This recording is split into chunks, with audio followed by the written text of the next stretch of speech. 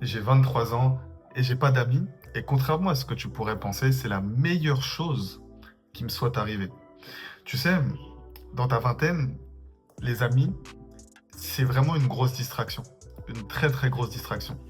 Moi, je vais m'adresser aux hommes ambitieux, aux hommes qui ont pour but de réellement aller chercher une vie différente, de pouvoir être libre, de pouvoir être sexy en même temps, de pouvoir avoir une abondance financière avec les femmes, d'être éloquent et d'être vraiment inspirant dans toutes les sphères de leur vie. Le but, c'est que quand tu arrives dans une pièce, on se dise, waouh, putain, ce gars, il a tout pour lui. Tu vois. Et pour être ce gars-là, bah, quand tu regardes les amis qui sont autour de toi, il y en a combien qui sont comme ça? Zéro. Zéro. Et donc, c'est ça le problème. C'est que souvent, les gens pensent que quand on parle de mauvaise fréquentation, on parle de personnes qui vendent de la drogue, qui font des mauvaises choses, ou qui sont en échec scolaire, etc. Non. À partir du moment où tu as envie d'être un homme de haute valeur, un homme qui a plus que 99% des gens, toutes les personnes qui sont dans le 99% sont une mauvaise fréquentation. Ok. C'est-à-dire toutes les personnes qui n'ont pas la vie que tu veux ou qui ne sont pas ou qui ne sont pas en train de prendre les actions de la personne qui aurait la vie que tu veux sont une mauvaise fréquentation. Et à partir de ce moment-là, ah oui, être seul, c'est à privilégier. Tu peux être avec des personnes, mais ces personnes-là, elles doivent réunir deux critères. Premier critère, ça doit être des personnes qui t'inspirent réellement. Et par personnes qui t'inspirent, je te parle de personnes quand même qui ont pour but, c'est-à-dire qui ont de grandes ambitions et qui ont un passage à l'action qui est cohérent avec leurs grandes ambitions. Si tu as des personnes comme ça dans ton entourage, garde-les. Parce que faire le chemin à plusieurs, c'est toujours beaucoup plus confortable que de faire le chemin tout seul, c'est sûr. Garde-les. Mais si tu n'as personne comme ça dans ton entourage, alors sois seul. Et tu sais, le truc, c'est que il y a beaucoup de personnes qui se disent ouais mais moi j'arrive pas tu vois, il y a beaucoup de personnes qui me disent ouais mais moi mes amis enfin c'est quand même un peu drastique de couper comme ça enfin on se connaît depuis longtemps etc. Si c'est ton cas, si tu me regardes et que tu te dis non mais je peux pas couper les relations comme ça etc. Mec, t'as rien à foutre ici. T'as rien à foutre ici et tu fais partie du 99%. Parce que si tu faisais partie du 1%, tu te poserais pas cette question. Tu aurais déjà coupé les relations avec tes soi-disant amis. Ok, on va même parler de ça parce que souvent les gens ils pensent qu'ils ont des amis, mais t'as pas des amis, t'as des connaissances. Dans notre génération, je trouve que on met beaucoup le mot ami. Enfin, on donne le mot ami à une personne avec énormément de facilité. Énormément de facilité. Or, pour moi, un ami, c'est une personne sur qui tu peux compter, à qui tu peux te confier et à qui tu peux faire confiance. C'est ça un ami pour moi. Et rien que le premier point, tu vois, une personne sur qui tu peux compter, à qui tu peux te confier, la plupart des gens, tu peux pas compter sur eux et tu peux pas leur confier des choses réellement personnelles. Ok. Et même si tu penses que ces personnes-là, tu peux compter sur elles, il suffit que tu aies une vraie galère, un vrai problème, tu vois, un problème où vraiment tu as besoin d'eux et tu vas voir le vrai visage de tes amis. Parce que pour la plupart d'entre vous, vous pensez avoir des amis, mais vous n'avez encore rien vécu de vraiment compliqué. C'est quand vous allez passer par des problématiques, des galères, quand la vie va vous frapper d'une manière qui va nécessiter d'avoir un peu de soutien et que vous allez aller vers vos amis et que vous allez voir qu'au final, ils ne vous soutiennent pas, qu'ils ne sont pas vraiment là pour vous, qu'ils ne vous aident pas vraiment, vous allez prendre une claque monumentale. Une claque monumentale. Donc, pour la plupart, vous n'avez même pas d'amis dans tous les cas. Vous pensez en avoir, mais vous n'en avez pas. Ok. Et pour ma part, moi, tu sais, comment je me suis retrouvé seul, je me rappelle encore très bien de ce jour-là. Moi, j'ai toujours été très lucide sur le fait que les gens qui m'entouraient n'étaient pas mes amis. C'était des personnes avec qui on partageait un intérêt commun, des connaissances que j'appréciais, avec qui on rigolait, on passait un bon moment, mais il n'y avait rien de personnel. Je ne me confiais pas, en tout cas pas sur des sujets qui étaient vraiment importants pour moi, et je ne considérais pas que c'était des personnes sur qui je pouvais compter, et encore plus que ça, je ne considérais pas que c'était des personnes à qui je pouvais réellement faire confiance. Tu vois, c'était juste des personnes avec qui on passait du bon temps sans se prendre la tête. J'ai toujours été très conscient de ça. Et puis un jour, tu vois, il y a eu un manque de respect.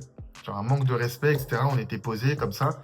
Et je me suis senti vraiment très, très peu respecté, tu vois, très peu respecté. Mais au-delà de ça, j'ai senti que ma présence n'était pas appréciée plus que ça.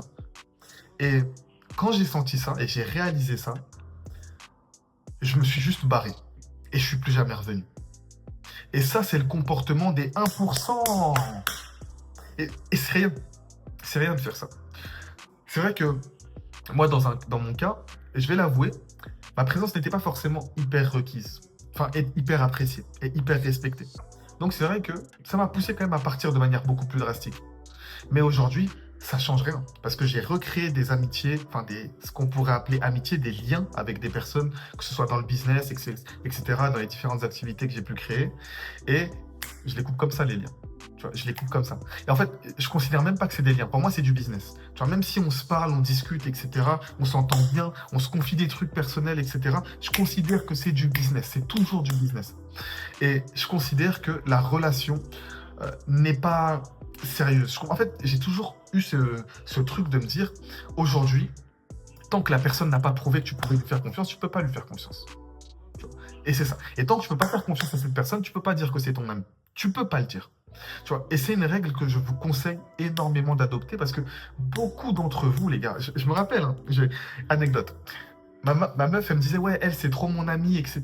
Voilà, on se kiffe trop, tout. Et moi, je lui avais dit, cette fille-là, c'est pas une bonne amie. Et c'est pas ton ami.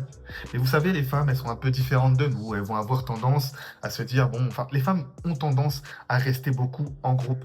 Elles n'ont pas besoin de s'aimer, etc. Elles restent en groupe parce que c'est pas des êtres qui, biologiquement, survivaient seuls dans la nature. Donc, une femme, très souvent, elle va rester en groupe jusqu'à ce qu'elle rencontre son mec. Et après, elle va passer énormément plus de temps avec son mec qu'avec ses copines. Et après, le but, c'est qu'elle reste avec son mec, quoi.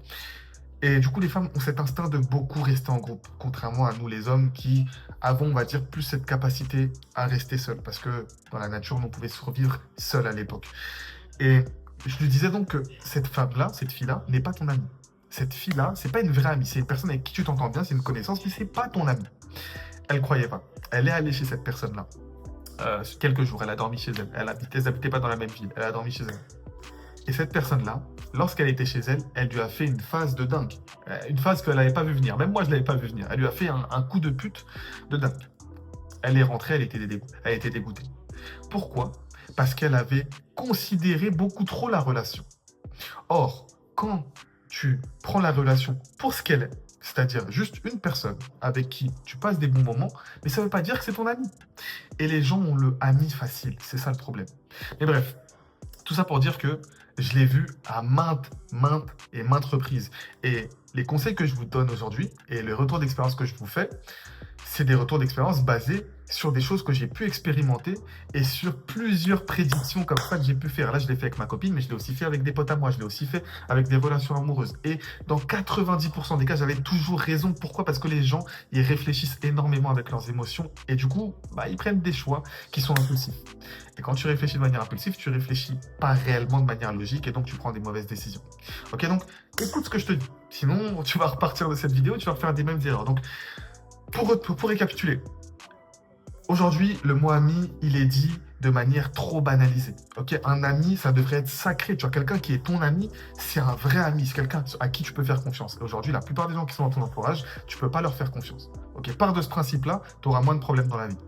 Maintenant, la troisième chose que je pourrais te partager, c'est que la solitude, elle a des bénéfices, elle a des avantages. Parce que qu'est-ce qu'il y a de plus, on va dire, respectable et attirant qu'un gars qui se sent aussi bien avec toi que sans toi?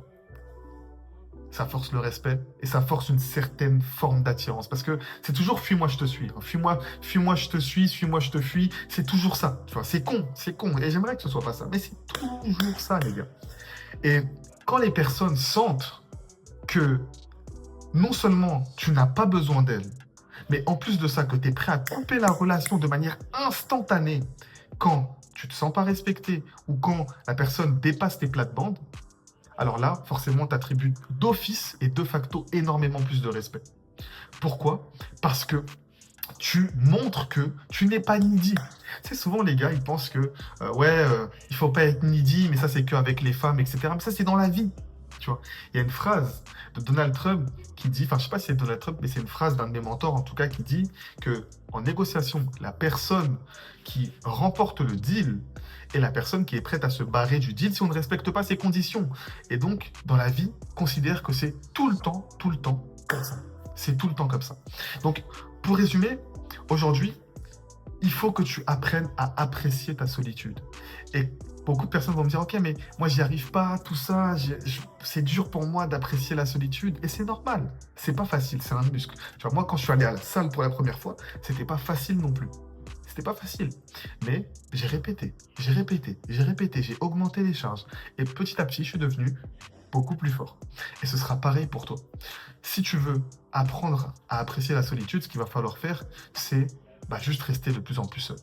Et quand tu restes seul et tu sens que tu as envie de retourner vers les autres, tu continues de rester seul. Et c'est comme ça que tu vas muscler ta capacité à être seul, tout simplement. Et que tu vas apprécier ta solitude. Et tu sais, aujourd'hui, un autre truc qui fait que j'apprécie beaucoup ma solitude, c'est parce que j'ai développé ce qu'on appelle mon talk. C'est-à-dire que je suis seul, mais je suis en même temps jamais réellement seul.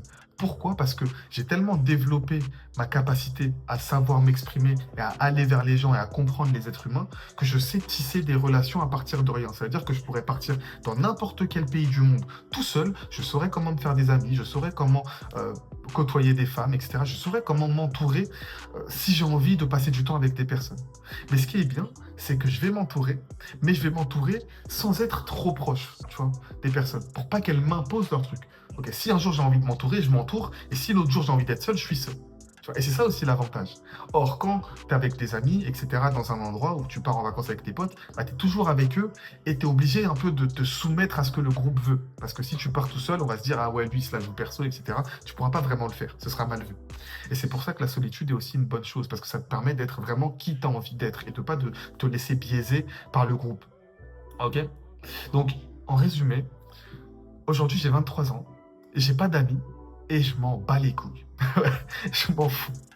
Parce que je n'en ai pas besoin pour le moment, tu vois.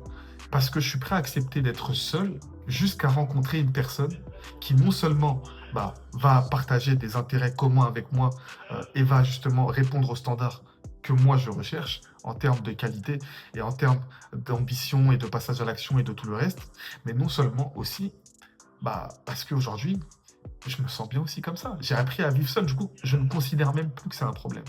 Donc, apprends à vivre seul, apprends à aimer ta propre compagnie, apprends à créer des relations à partir de rien, et tu verras que non seulement tu pourras rester seul, et que tu te sentiras plus jamais vraiment seul parce que tu auras la capacité de faire popper des relations quand on a besoin sur demande. Et ça, c'est un super pouvoir que tous les hommes devraient rêver d'avoir.